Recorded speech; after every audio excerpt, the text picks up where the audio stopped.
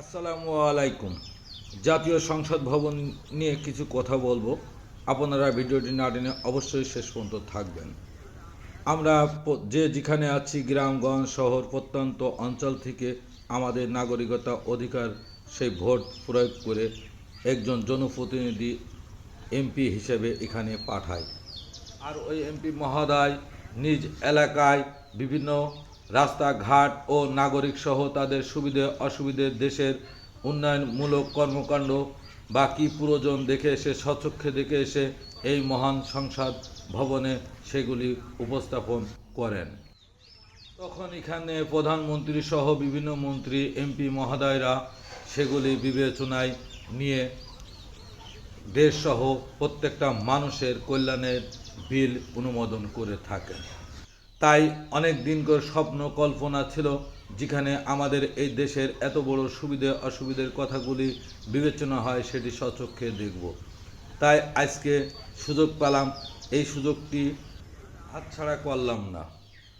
এটি পবিত্র স্থান, দেখতে পেরেও নিজের কাছে ভালো লাগছে। এটা বাংলাদেশের নাগরিক হিসেবে এটা আমাদের সম্পদ। আমি বাউন্ডারির বাইরে থেকে যতটুকু সম্ভব এটা অন্তর থেকে হৃদয় থেকে দেখার চেষ্টা করলাম। মেট্রো রেল যাচ্ছে এই সংসদ ভবনের গা দিয়ে, সেটাও দেখতে পেলাম। আজকে ইচ্ছা ছিল খুব সংসদ ভবনের মধ্যে প্রবেশ করার, কিন্তু নিয়মের বেড়াজালে পারিলাম না। এখানকার নিয়মগুলি শুনে খুবই খুশি হলাম, কারণ এটা রক্ষা করার দায়িত্ব প্রত্যেকটা নাগরিকের। এই সেই মহান পবিত্র সংসদ ভবন যেখানে দাঁড়িয়ে প্রত্যেকটা নাগরিক সহ দেশের সমস্ত প্রাণীর রাস্তাঘাট বা উন্নয়নমূলক কর্মকাণ্ডের আলাপ আলোচনা ও বিল উপস্থাপন হয়ে থাকে। এটির সামনে দাঁড়িয়ে নিজের কাছে নিজেকে নিয়ে খুবই গর্বিত বোধ অনুভব হলাম। এখানে দাঁড়িয়ে একটি স্যালুট পরিবেশন করলাম।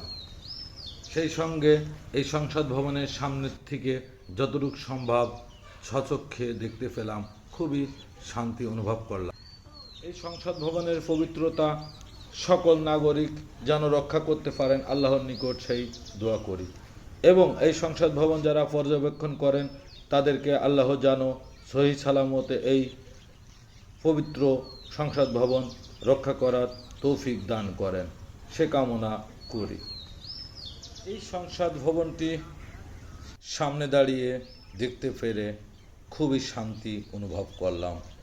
আমার দেশের জাতীয় সংসদ ভবন, এটি সংসদ ভবনের একটি পাশ।